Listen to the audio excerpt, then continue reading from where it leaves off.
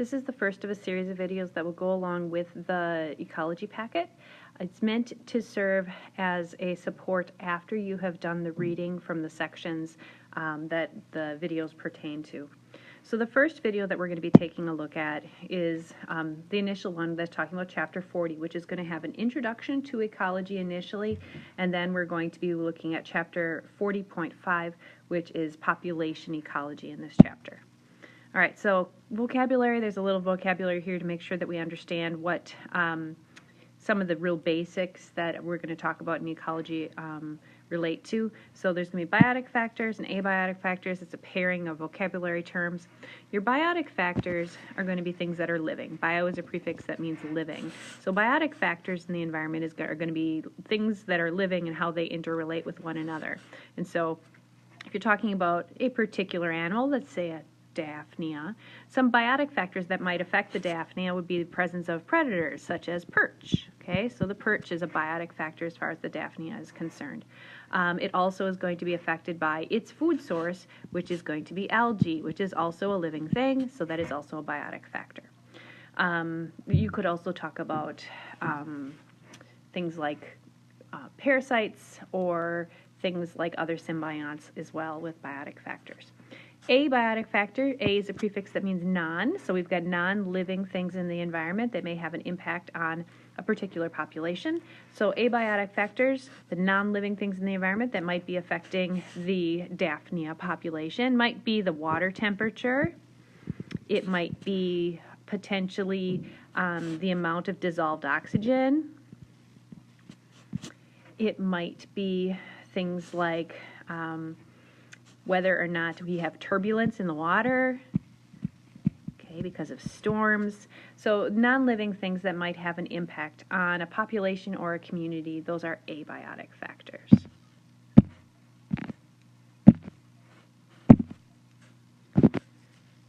Okay.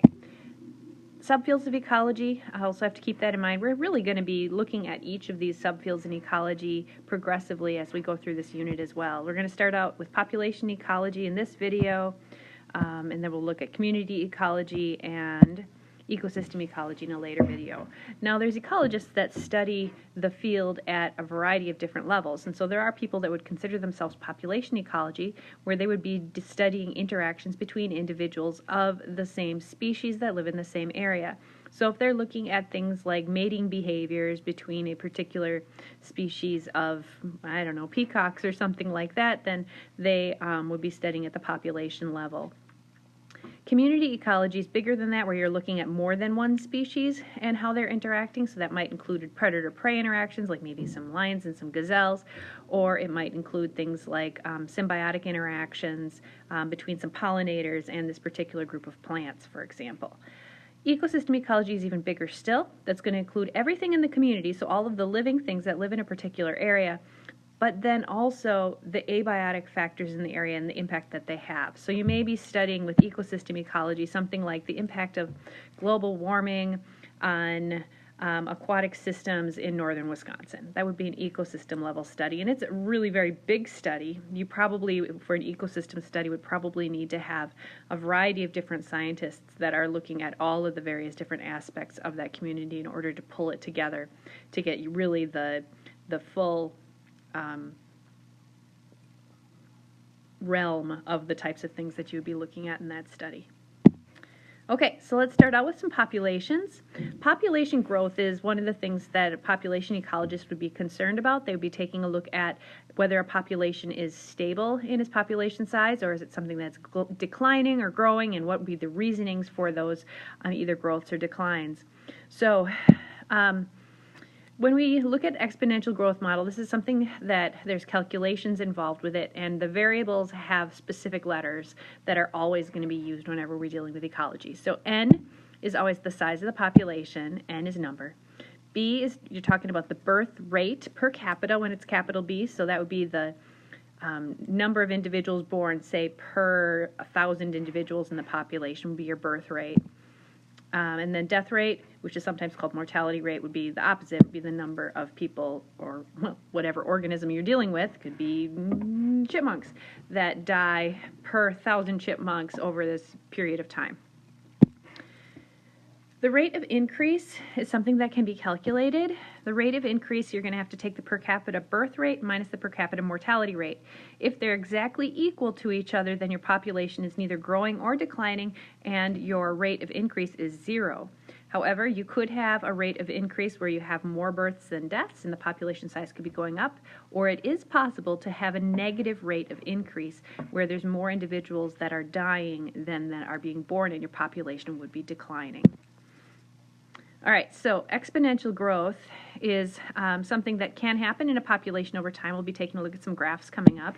The equation for exponential growth is something that is included on the AP Biology equation sheet, so it's something that you should have heard about, something that you should be able to work with, but it's not something that they're going to be expecting you to have memorized. All right, so let's take a look at this equation on some graphs.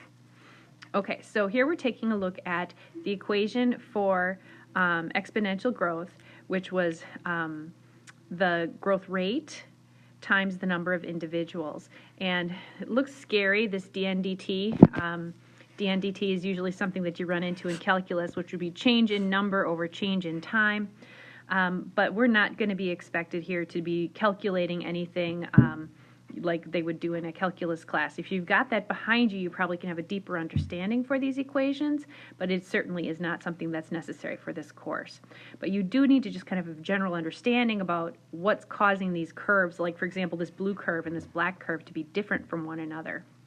The only difference between these curves initially is that the R is different. So the rate of increase is different. In the first one, the rate of increase is 1.0, and then the black line, the rate of increase is 0.5. So what ends up happening when you have this rate of increase is that your population size is going to be changing as time goes on. However, that rate of increase stays the same. And so since your population size is increasing, even though the R stays the same, you end up with a J-shaped growth curve. And the steepness of the J has to do with whether what your growth rate is. So they're both increasing exponentially, but depending upon the rate that you're dealing with here, that'll affect the steepness of the J-shaped curve.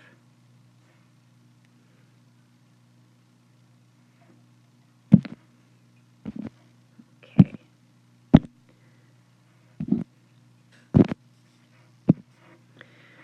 Okay, so once again, this is kind of the same graph here again. So we're supposed to notice that R is constant, but the population size, that curve gets steeper as n changes. So as n gets bigger, you're going to end up having that rate of increase be bigger, and you end up with this J-shaped growth curve. Now this is not something that can persist forever in a living system. Eventually that system, that population is going to have some kind of a limiting factor that's going to impact its growth. It's going to slow it down. However, you can have this type of population growth happening for a shorter period of time. So this is characteristic of some animals or organisms that can move into a new environment where they're for a period of time having some unlimited growth. They have plenty of food, as much food as possible, all kinds of new space for territories, no predators in the environment. So everything for a while is growing super fast. So that could be something characteristic initially. Or you could have a situation where a population size is reduced by a catastrophe, say a forest fire, or a hurricane or something like that, and now this population is recovering in this area. They don't have competition between very many individuals, and there's plentiful food and space and things like that. So it's the same idea, but this would not be something that could persist forever. Okay, eventually this population's growth is going to slow down as resources become limiting. This place where resources become limiting is called the carrying capacity. Carrying capacity is when the population size doesn't increase or decrease. It stays the same because your population is at the maximum size that that environment can sustain. So births and deaths are equal to one another, and your population size is steady. Keep in mind, however, that carrying capacity is not something that is fixed for a particular population. So for the population of squirrels that live in a particular park, the carrying capacity for that population may change if, say, the amount of food that's available to them changes. They say they cut down a whole bunch of the oak trees, and now that there's not any acorns for the squirrels to eat anymore, now that carrying capacity for that particular area is not as high as it once was. And so carrying capacity is something that is affected by resource availability. If resources stay stable, though, then your population size should stay the same. So if we take a look at the red line on this graph here, we take a look at the impact that limiting factors can end up having on a population. So the blue line, that was exponential growth that we took a look at before. But you get to a point where as n approaches k, so k is our carrying capacity here, and as n gets closer to k, we're getting close to a point where we are at balance between the amount of resources that we've got and the number of organisms that can be supported. So as the population gets closer to that point, then the population isn't growing quite as fast anymore. We call this the logistic model of population growth. So things to notice on this red curve here is that to notice that, yeah, your population initially is growing very fast, but you get to a point where we're slowing down our growth. It's not the steepness of my curve is slowing down to the point where here at carrying capacity, the population is not growing at all. Your growth rate, or your birth rate and your death rate are equal, and the population size is staying steady. Here is the equation for this logistic model of population growth. It's going to be, this part in here is the same as it was with the J-shaped growth curve, but what we have here now is a multiplier that is going to be including how far away that population is from its carrying capacity. So I've got the carrying capacity of 1,500 minus n, that would be the number of individuals at a particular point in time, divided by the carrying capacity. So you're kind of multiplying it by a percentage of the carrying capacity that the population is at a given point in time, and that would be that the growth, the instantaneous growth at that particular point in time. All right, I want to get to a point where we're cutting from one video to the next because it's getting kind of long here. But one thing to note, another way to think about this is that at carrying capacity, where your growth rate is equal to 0, then, see, we've got the growth rate here on the, oops, go back, we got the growth rate on the y-axis there. So at the point where we have the growth rate of 0, n is equal to k there. So as we get to the point, as we're getting closer, as the population size is increasing here, as you're getting closer to that, then the growth rate is declining. On the other hand, if the population size is bigger than what the carrying capacity is, then you're actually going to have a negative growth. You're going to have that population's going to have more deaths than births, and that's going to then send you back toward that point where you're at carrying capacity as well.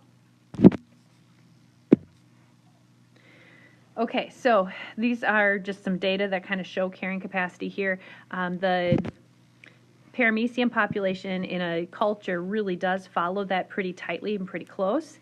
Daphnia populations do tend to have an overshoot in carrying capacity, or not carrying capacity, an overshoot in their population size when you compare it to the red line, which is their carrying capacity.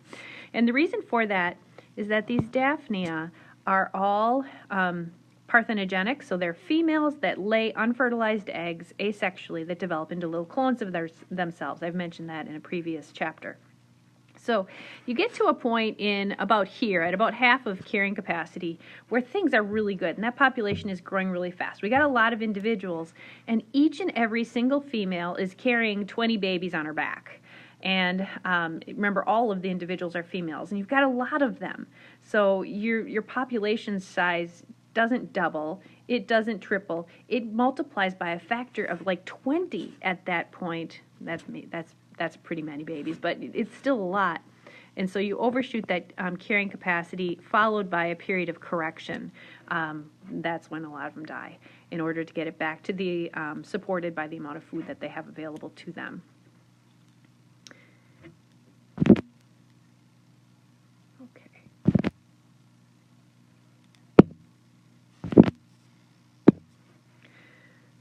All right, we got a Lee effect,